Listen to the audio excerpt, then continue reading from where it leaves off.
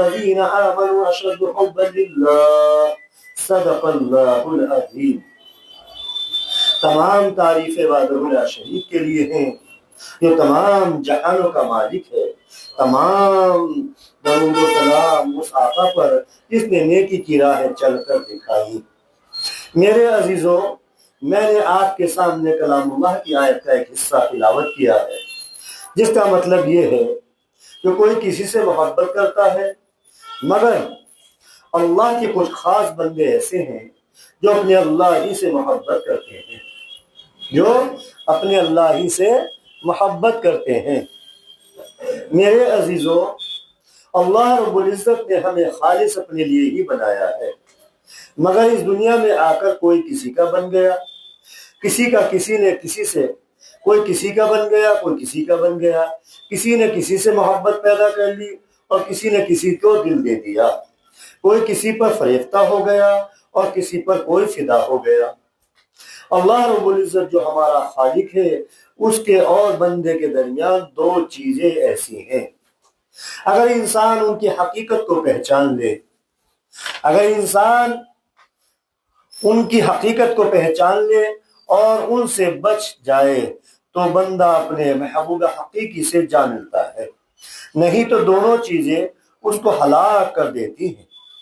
ان میں سے ایک تو حسن و جمال ہے، دوسری مال و دولت ہے۔ ایک تو حسن و جمال ہے، دوسری مال و دولت ہے۔ انسان جب بلوغت کو پہنچتا ہے، بالغ ہوتا ہے، جب انسان بلوغت کو پہنچتا ہے، بالغ ہوتا ہے، دونوں چیزیں اپنا اپنا رنگ لے کر آتی ہیں۔ انسان دونوں یا کسی ایک کے پیچھے پڑ جاتا ہے، یا تو حسن و جمال یا کبھی مال و دولت کے پیچھے پڑ کر تباہ اور برباد ہو جاتا ہے، اپنے کو خراب کر لیتا ہے اور اپنے محبوب حقیقی سے دور ہو جاتا ہے۔ ورنہ تو خدا اور بندے کی مثال ایسی ہے کہ خدا بندے کا ہے اور بندہ خدا کا ہے۔ ورنہ تو خدا اور بندے کی مثال ایسی ہے کہ خدا بندے کا ہے اور بندہ خدا کا ہے۔ تو میرا ہے اور میں ہوں تیرا، تو میرا ہے اور میں ہوں تیرا، بے ادبیوں نے دور کیا ہے۔ اللہ رب العزت نے بندے کو اپنے لیے ہی بنایا ہے، وہ ہمارا ہے، ہم اس کے ہیں۔ کچھ بے ادبیاں، کچھ نادانیاں، کچھ گندگیاں ہیں جو ہم سے ایسی ہو گئی ہیں، جن کی وجہ سے ہم محبوب حقیقی سے دور ہوتے جا رہے ہیں۔ خاص کر یہ دو چیزیں، حسن و جمال اور مال و دولت، ایسی ہے جو بندے اور اللہ کے درمیان آڑ بنی ہوئی ہیں۔ ان کی وجہ سے بندہ اپنے اللہ سے دور ہی ہوتا چلا جا رہا ہے۔ پتہ نہیں کیسا وقت آ گیا، پتہ نہیں کیسا وقت آ گیا، یہودوں اور عیسائیوں کا ایسا رنگ چڑھتا گیا کہ اتنی جماعتوں اور علماء کرام کے کام کرنے کے باوجود بھی قوم راہ راست پر نہیں آ پا رہی۔ یعنی کتنے علماء کرام محنت کر رہے ہیں، کتنے علماء کرام کی جد و جہد ہے، یہ علماء کرام کس قدر فکر مند ہے قوم کو لے کر، امت کو لے کر۔ اسی طرح سے تمام جماعتیں دین کی مسلمانوں میں کام کر رہی ہیں، لیکن اس کے باوجود بھی قوم راہ راست پر نہیں آ پا رہی ہے۔ 100% امت نماز پر نہیں ہے، 100% امت نمازی نہیں بن پا رہی ہے۔ اس لیے اس سے ہٹ کر کچھ اور بات کہنا چاہ رہا ہوں جو آپ کے کانوں تک پہنچے اور وہاں سے پہنچ کر دلوں تک پہنچ جائے۔ اللہ رب العزت مجھے اور آپ کو عمل کی توفیق عطا فرمائے۔ میرے عزیزوں، اس دنیا میں سب سے پہلے عشق جو کیا حضرت ابراہیم خلیل اللہ نے کیا۔ اس دنیا کے اندر سب سے پہلے جو عشق کیا ہے وہ حضرت ابراہیم خلیل اللہ نے کیا۔ ویسے تو جتنے بھی انبیاء کرام علیہ الصلاۃ والسلام یا جتنا بھی کلمہ گو، جتنے بھی مسلمان ہیں، سب اللہ سے محبت ہی کرتے ہیں، محبت ہی اللہ سے کرتے ہیں۔ ہاں، لیکن یہاں بات جو آئی ہے وہ عشق کی بات آئی ہے۔ عشق میں اور محبت میں بہت بڑا زمین و آسمان کا فرق ہوتا ہے۔ ہاں، محبت میں اور عشق میں بڑا فرق ہوتا ہے۔ محبت ایسی ہوتی ہے جیسے ہوا کی مانی، جیسے ہوا کبھی کبھی پچھوا ہوتی ہے تو کبھی پرواہ ہوا چل جاتی ہے، کبھی دفنا ہوا چل جاتی ہے، کبھی تیز ہوا ہوتی ہے تو کبھی دھیمی ہوا ہو جاتی ہے، کبھی ہوا کا جھونکا تیز آ جاتا ہے، کبھی ہوا بند ہو جاتی ہے۔ جیسے ہوا کا کوئی اعتبار نہیں ہوتا، بدلتی رہتی ہے، ایسے ہی محبت بھی بدلتی رہتی ہے۔ محبت کا بھی کوئی اعتبار نہیں ہوتا، لیکن جب یہ محبت شدت میں بدل جاتی ہے، درد میں بدل جاتی ہے، تو پھر یہ عشق بن جاتا ہے، اور اس عشق کا اعتبار ہوتا ہے۔ تو اس دنیا کے اندر سب سے پہلے جو عشق کیا ہے وہ حضرت ابراہیم خلیل اللہ نے کیا ہے۔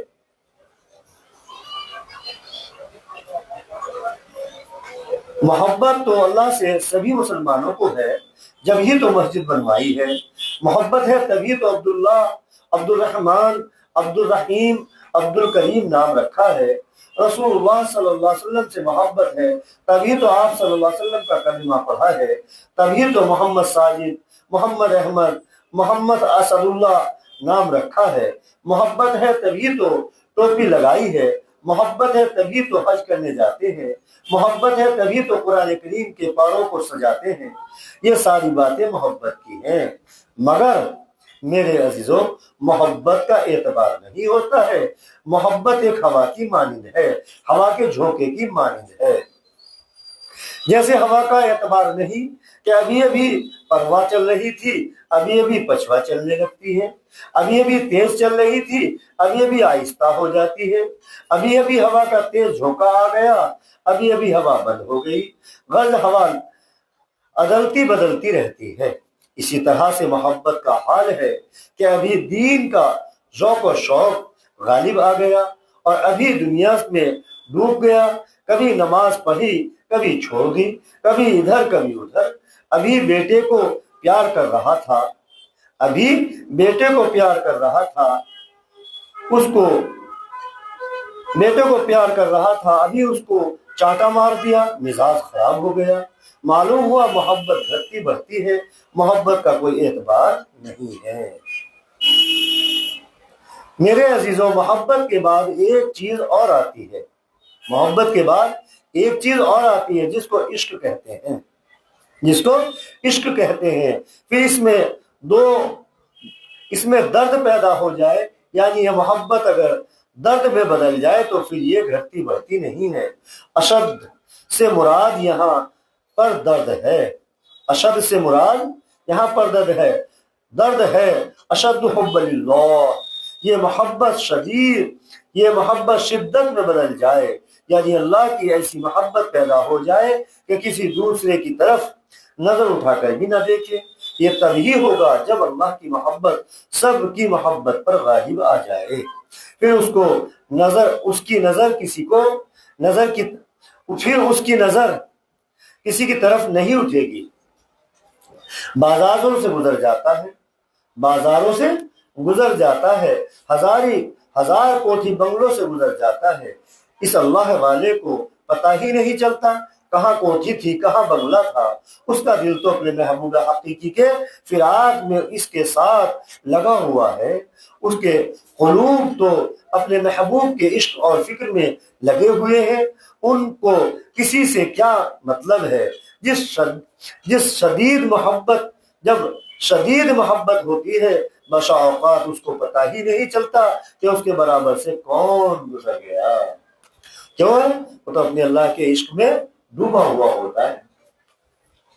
اور ایک ہم ہے کہ ہر اعتبار سے کمزور ہے، جسم کے اعتبار سے کمزور ہے، علم کے اعتبار سے کمزور ہے، عبادت کے اعتبار سے کمزور ہے، پھر بھی دنیا کی محبت میں ڈوبے ہوئے ہیں۔ اور بہت سے بادشاہ ہوئے، اپنے دور کے یوسف ہوئے، اپنے دور کے بڑے حسین اور خوبصورت، مال و دولت، طاقت اور قوت والے ہوئے، مگر پھر بھی اس دنیا کو چھوڑ دیا، اپنے اللہ ہی کے پیچھے پڑے رہے۔ بہرحال الحمدللہ محبت تو اللہ رب العزت سے سبھی مسلمانوں کو ہے اور ہونی بھی چاہیے، ہونی بھی چاہیے۔ بے شمار اس کے ہم پر احسانات ہیں، خود ہمارا جسم بھی اسی کی عطایا ہے۔ اپنے متعلق تو مسلمان گوارا کر لیتا ہے کہ مجھے گالی دے دی، مجھے گالی دے دی، مگر اللہ رب العزت کی شان میں برداشت نہیں کر پاتا کہ کوئی گستاخی کرے۔ کمزور سے کمزور ایمان والا بھی اس چیز کو برداشت نہیں کرتا، اس لیے یہ بھی بہت بڑی بات ہے۔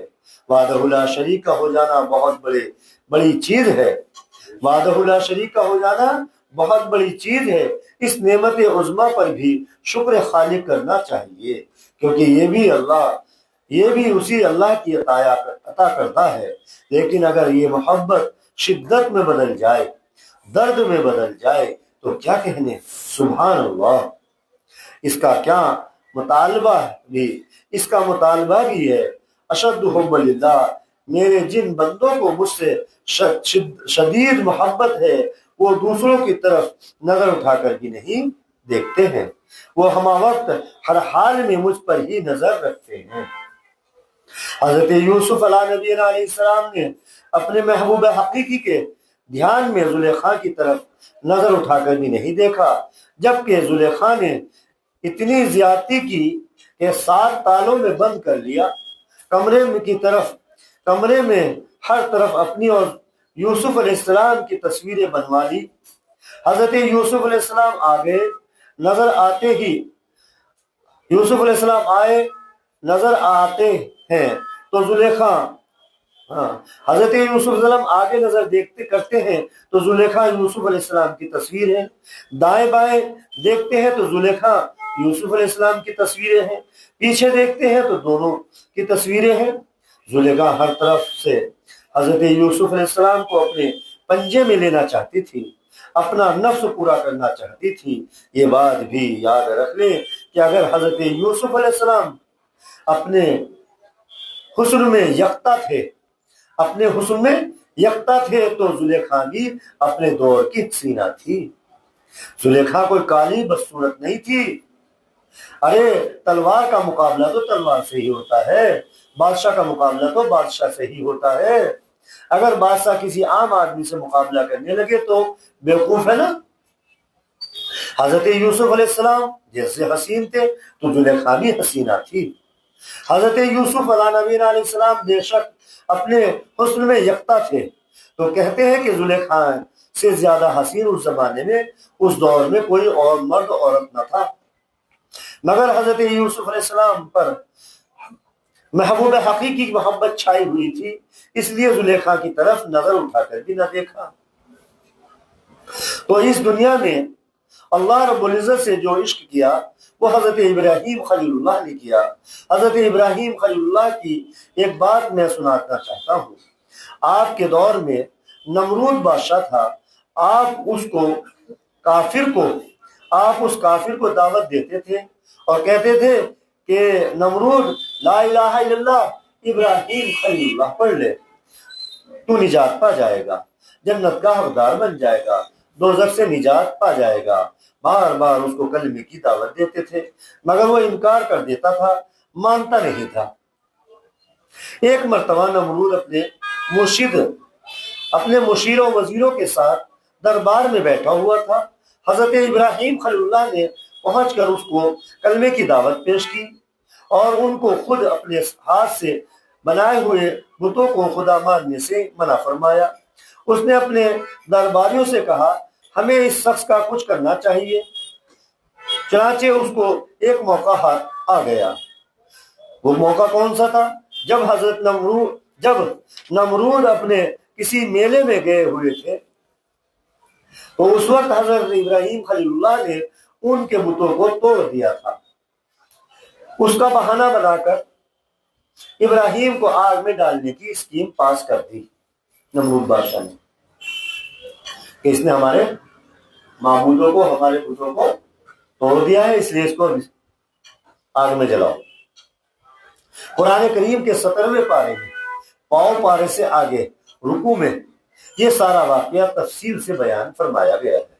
مجھے یہاں صرف ان کے آگ میں ڈالے جانے اور اللہ کے خلیل کے عشق کے تعلق سے کچھ عرض کرنا ہے۔ بادشاہ کا حکم ہو گیا آگ جلانے کا، بادشاہ کا حکم ہو گیا کہ ایک دوزخ تیار کی جائے، شاہی خزانوں سے اس کی جھوٹی دوزخ کے ثانی کی تعمیر ہونے لگی۔ 1 میل لمبی 1 میل چوڑی 7 گز اونچی دیواریں اس کی بنائی جانے لگی۔ بہت تیزی سے اس میں کام چل رہا تھا۔ پورے مصر میں منت مانی جانے لگی۔ میری تجارت میں حضرت اگر اتنا نفع ہو گیا، میرا مسافر خیریت سے اگر آ گیا، میرے یہاں اگر بیٹا پیدا ہو گیا، تو ابراہیم کے نعوذ باللہ جلانے کے لیے اتنی لکڑیاں، اتنا تیل، اتنا روغن، اتنا کپڑا دیں گے یا دیں گی، نعوذ باللہ۔ یہ باتیں وہاں ہونے لگی۔ غرض دوزخ تیار ہوتی جا رہی تھی، غرض دوزخ تیار ہوتی جاتی ہے، غرض دوزخ تیار ہو جاتی ہے اور اس میں آگ جلا دی جاتی ہے۔ حضرت ابراہیم کو قریب لایا جاتا ہے اور ڈرایا جاتا ہے، یا تو اس کلمے کی دعوت سے باز آ جاؤ، نہیں تو اس دوزخ میں تمہیں ڈال دیا جائے گا، اس آگ میں تمہیں جلا دیا جائے گا۔ حضرت ابراہیم خلیل اللہ کیا کہتے ہیں؟ تم ایک ابراہیم کو ڈراتے ہو؟ ابراہیم کے جسم پر جتنے بال ہیں، ہر بال کے بدلے میں ایک ابراہیم پیدا ہو جائے اور اس کو بار بار آگ میں جلایا جائے اور ابراہیم بار بار زندہ ہوتا جائے، تب بھی ابراہیم اپنی دعوت سے، اپنے کلمے سے پیچھے ہٹنے والا نہیں ہے۔ اللہ اکبر کبیرہ، کیا دعوت، کیسی محبت تھی اللہ کے ساتھ، کیسا عشق تھا اللہ کے ساتھ۔ بہرحال آپ ڈرے نہیں، ڈٹے رہے، اپنے اللہ کے ساتھ استقامت سے جمے رہے۔ کچھ دیر کے بعد حضرت میکائیل علیہ السلام، جو فرشتے ہیں، جو 4 بڑے بڑے فرشتے ہیں، جبرائیل علیہ السلام، میکائیل علیہ السلام، اسرافیل علیہ السلام، جبرائیل علیہ السلام، یہ 4 بڑے بڑے فرشتے ہیں۔ تو میکائیل علیہ السلام فرشتہ آ جاتا ہے اور کہتے ہیں ابراہیم خلیل اللہ، اگر اجازت ہو تو بارش برسا دوں۔ حضرت ابراہیم خلیل اللہ علیہ السلام نے فرمایا مجھے تمہاری مدد کی ضرورت نہیں۔ پھر ہوا کا ایک فرشتہ آ جاتا ہے اور عرض کرتا ہے ابراہیم اگر حکم ہو تو ایسی ہوا چلا دوں جو اس دوزخ کو اڑا کر سمندر میں لے جا کر گرا دے۔ آپ نے اس کو بھی یہی جواب دیا کہ تمہاری مدد کی مجھے ضرورت نہیں۔ اللہ اکبر، فرشتوں کی مدد سے بھی انکار، فرشتوں کی مدد سے بھی انکار۔ بتائیے کیا ایمان تھا، کیسی توحید تھی، کیسے نازک وقت میں، ایسے نازک وقت میں بھی فرشتوں کی مدد لینے سے بھی انکار کر دیا۔ غور کرو کیا تعلق تھا اللہ سے، ان کو اپنے اللہ کے ساتھ کیسا تعلق تھا۔ آخر میں جبرائیل علیہ السلام تشریف لے آئے، سلام عرض کرتے ہیں اور اللہ رب العزت کا سلام بھی پیش کرتے ہیں اور کہتے ہیں ابراہیم آپ کے امتحان کا وقت ہے، اللہ رب العزت سے دعا کر لیجئے۔ اگر تم فرشتوں کی مدد نہیں لینا چاہتے ہو تو تم خود ہی اللہ سے دعا کر لو۔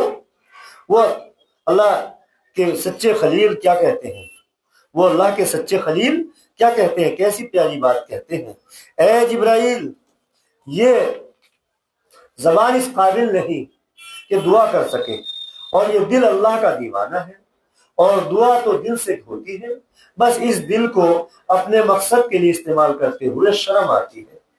ہائے کیسی مضبوط محبت تھی اللہ سے، کیسا گہرا عشق تھا اللہ سے۔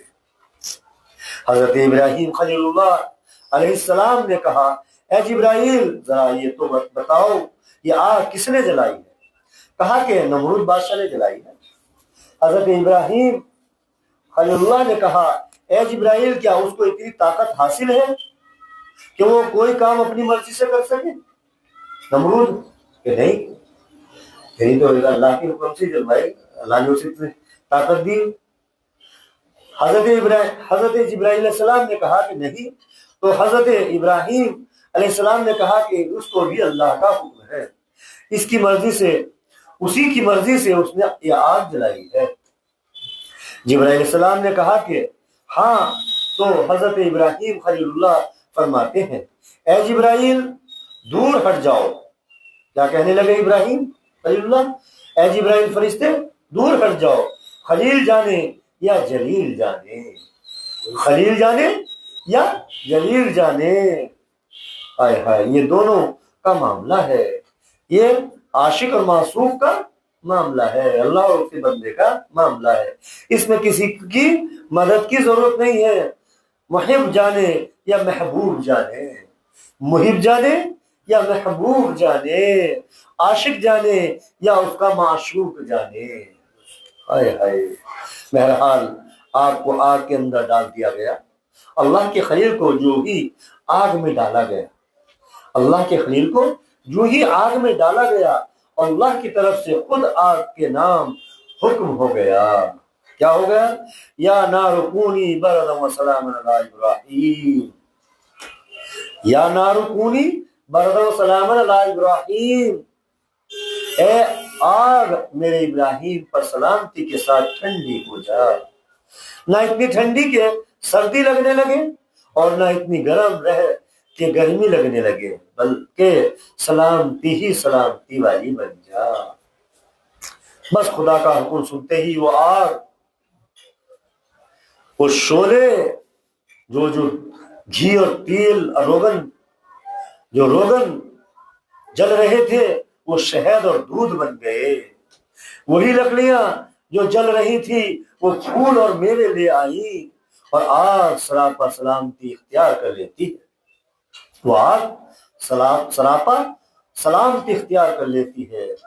حضرت ابراہیم خلیل اللہ حسب اختلاف اقوال اس آگ میں 4 دن یا 40 دن یا 4 مہینے یا 21 دن رہے، مگر آپ کا رواں تک بھی نہ جلا، صحیح سلامت اس آگ میں وقت گزار کر باہر تشریف لے آئے۔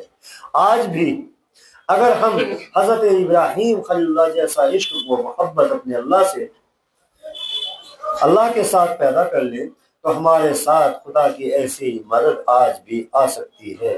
شاعر مصرف ڈاکٹر علامہ اقبال مرحوم نے کیا خوب کہا، آج بھی ہو جو ابراہیم سا ایمان پیدا، آج بھی ہو جو ابراہیم سا ایمان پیدا، آگ کر سکتی ہے انداز گلستہ پیدا۔ غرض میں یہاں ایک اور بات کہنا چاہتا ہوں، اس بات پر غور کیجئے۔ حضرت ابراہیم خلیل اللہ علیہ السلام سے بعد میں کسی نے پوچھا کہ آپ اس آگ میں محفوظ رہ گئے جبکہ اتنی خطرناک آگ اس دنیا میں کسی کے لیے نہیں جلائی گئی، نہ بعد میں نہ پہلے۔ بڑا اچھا سوال کیا، اور میں یہاں یہی بات کہنا چاہ رہا ہوں۔ حضرت ابراہیم خلیل اللہ نے فرمایا، بھائی جب ایک میدان میں 2 پہلوان لڑتے ہیں تو جو طاقتور ہوتا ہے وہ کمزور کو پچھاڑ دیتا ہے۔ فرمایا یہ بات ہے یا نہیں؟ سائل نے کہا ہاں یہی بات ہے۔ تو آپ نے فرمایا وہ کافر بادشاہ تھا، وہ کمزور تھا، اس نے کمزور آگ جلائی۔ ابراہیم اپنے محبوب کا دیوانہ تھا، اس کا محبوب جو اللہ ہے وہ سب سے زیادہ طاقتور ہے۔ ابراہیم نے اپنے دل میں اپنے اس طاقتور محبوب حقیقی کے عشق کی آگ جلائی تھی۔ جب ابراہیم کا محبوب طاقتور تھا تو اس کے محبوب کے عشق کی آگ بھی طاقتور تھی، اس لیے میرے اللہ کے عشق کی آگ اس جھوٹے کی آگ پر غالب آ گئی۔ اشد حب اللہ، جب شدید محبت اپنے اللہ سے ہو جاتی ہے تو پھر یہی بات ہوتی ہے۔ اللہ ہمیں بھی اپنے عشق کی آگ نصیب فرما دے۔ میرے عزیزوں، عشق بھی ایک آگ ہے۔ ارے ان عارفوں سے پوچھو جن کے قلوب عشق کی آگ میں ہر وقت جلتے رہتے ہیں، عشق کے سامنے یہ دنیا کی آگ کیا حیثیت رکھتی ہے۔ اشد حب اللہ، جب شدید محبت اپنے اللہ سے ہو جاتی ہے تو دنیا کی کیسی بھی آگ ہو، دنیا کا کتنا ہی ظالم و جابر بادشاہ ہو، پھر یہ عشق حقیقی رکھنے والا کسی چیز سے نہیں گھبراتا ہے۔ ارے جب سب سے بڑے بادشاہ سے تعلق جڑ گیا ہے تو یہ چھوٹے چھوٹے بادشاہ کیا کر سکتے ہیں؟ تو ایسی محبت اپنے دلوں میں اپنے اللہ کی پیدا کر لو جو آگ کے شعلوں کے مانند سینوں کے اندر بھڑکنے لگے۔ شاید اسی کا نام محبت ہے شیفتہ، شاید اسی کا نام محبت ہے شیفتہ، ایک آگ سی میرے سینے میں لگی ہے۔ ہو سکتا ہے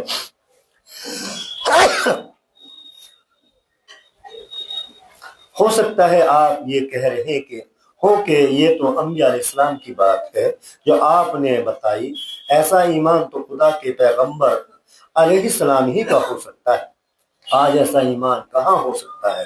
تو آپ ان سے تھوڑا نیچے آ جائیں اور حضرت ابوبکر صدیق رضی اللہ عنہ کا عشق سیکھ لیں۔